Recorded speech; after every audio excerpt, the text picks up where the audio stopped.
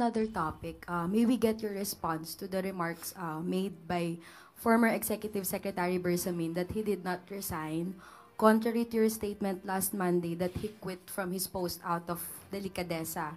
Ma'am, what was the basis of your announcement po nung Monday, kung meron pong ganitong denial on his part? Unang-una po, mayroon muna tayong babasahin para po sa tinuran po ng ating mahal na si Executive Secretary Lucas Bersamin. The Palace acknowledges former Executive Secretary Lucas Bersamin's clarification regarding the manner of his transition. As he himself stated in his interview, he submitted himself to the President's discretion and prerogative as part of the ongoing reorganization. The Palace announcement was issued in line with this understanding and with due regard for stability and continuity in governance. At nagkausap naman po sila ng Pangulo face-to-face at let us just leave it at that. But ma'am, E.S. Bersamin admitted that he felt bad doon po sa naging announcement. And na-mention po niya na on the morning po ng Monday, meron pong tumawag sa kanya, a close friend of his, and hindi raw po ito taga palasyo, asking him to exit the cabinet.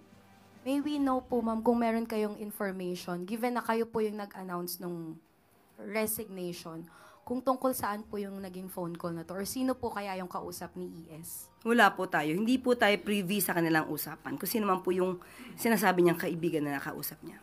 Wala po tayong kinalaman doon. Thank you, ma'am. Follow-up question, Alexis Romero, Philippine Star.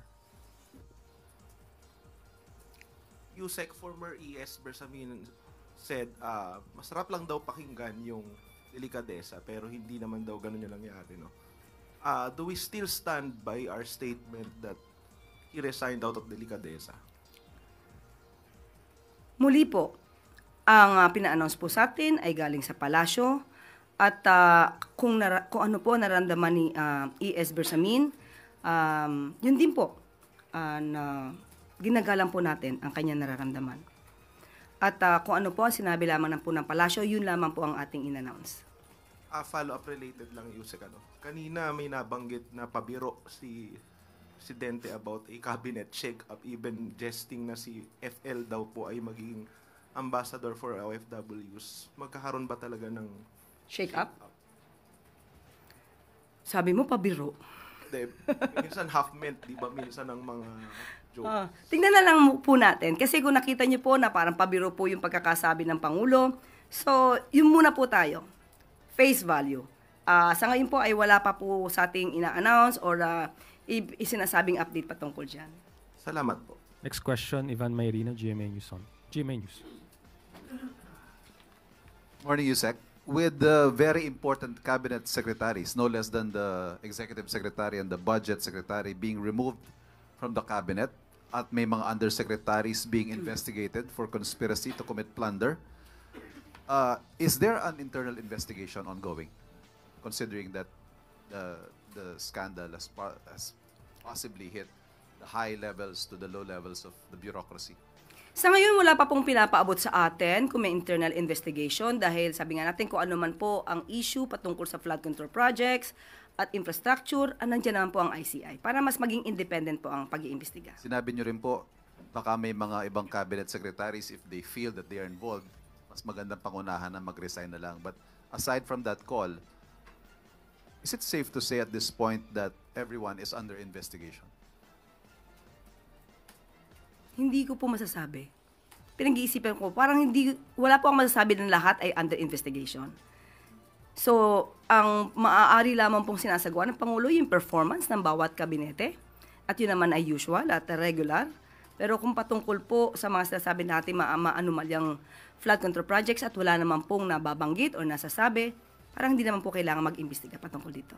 Ma'am, with cabinet secretaries being made to resign or resignations being accepted as you announced, and seemingly given graceful exits, paano po masisiguro ng administrasyon that they will be made to stand investigation and eventually prosecution should it come to it? Wala na po sa kamay ng Pangulo yan. Na yan po ay maaari na sa kamay na po ng ICI, maaari na sa kamay na po ng Ombudsman, DOJ. Sila na po ang mag-iimbestiga. Pero hindi ho ba by allowing them to resign, parang nabibigyan sila ng free pass na to escape accountability? Wala pong pwedeng lumagpas. Kung kinakailangan po imbestigahan, private citizen, public official, kung kailangan imbestigahan, dapat imbestigahan. Thank you. Next question, Katrina Domingo, ABS-CBN. Morning, Undersecretary. The former Executive Secretary denied that he resigned out of his own accord. So ano po yung totoong reason kung bakit po siya tinanggal at sino po yung nagpatanggal? Muli, binanggit na po natin ang ating sagot at sila'y nagkausap na po at sinabi nga po natin, pabayaan na po natin at sila naman po ay nagkausap na. I'm sorry, hindi namin pwede pabayaan because the taxpayers who are funding the government and are actually paying the salaries of this administration is actually asking for the truth from the palace. Bakit po natanggal yung Executive Secretary at sino po yung nagpatanggal sa kanya? Hindi ko po masasabi kung sino po nagpatanggal sa kanya. Binanggit ko po kanina na hindi ko po alam kung sinong kausap niya. Kung yun pa ang nababasa ng palasyo, dahil sinabit niya naman po ang sarili niya sa President's prerogative, yan lang po ang ating masasabi. At tinanggap po ang sinasabing resignation. Okay, ma'am, just a follow-up question if you could not give us the exact reason for Bersamin's removal. The former Executive Secretary was not the first official who actually experienced this kind of treatment na parang they were caught by surprise with their removal. We saw the removal of Baguio City Mayor Benjamin Magalong from the ICI. Also the removal of former DPWH Secretary Bonoan from his post. How does the palace actually explain the seeming trend of unceremonious removal of high-ranking officials in the Philippine seat of power? Tanong po natin, tinanggal po ba si Mayor Magalong? Sino po bang nag-resign? Ang huli natin pagkakasabi tungkol kay Mayor Magalong ay ipapatignan, ipapacheck, ipapa-assess sa legal team kung mayroon ba na-violate. Wala pong nagpa-resign kay Mayor Magalong. Action niya po yan, voluntaryo. Kaya hindi po pwedeng isama o sabihin na may unceremoniously call for his resignation. Yung nire-raise po nitong mga opisyal na to is that nauuna lagi daw po yung yung announcement before they were actually called on or discussed yung issue with themselves. How does the palace respond to that? Na may parang gap in terms of communication within the president's inner circle? Tandaan po natin, lahat naman po kami ay ang aming service ay upon the pleasure of the president. Sabi nga nila, pagpasok mo dito, hindi mo alam kung ito na yung huling araw mo. So lahat po kami dapat ay handa doon.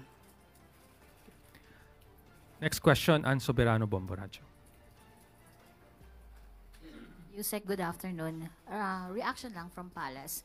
Magti 3 months pa lang po si House Speaker Bojo D at may mga ulat na pong papalitan umano siya.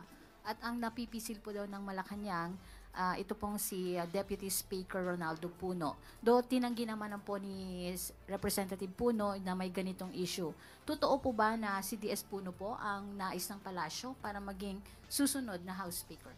Ang pagpili po kasi ng liderato ng Kongreso ay wala naman po sa kamay ng Pangulo. Kung ano po ang kanilang magiging desisyon dyan, kung ano ang kanilang pagiging pagpapatakbo dyan, hindi po yan saklaw ng Pangulo. So, nasa kanila po yan kung ano po yung nais nilang gawin sa House of Representatives. Wala po bang impluwensya si Pangulo na pwedeng ito yung pwede nating ilagay? Wala po akong nakikita at wala pong ganun. Thank you, ma'am.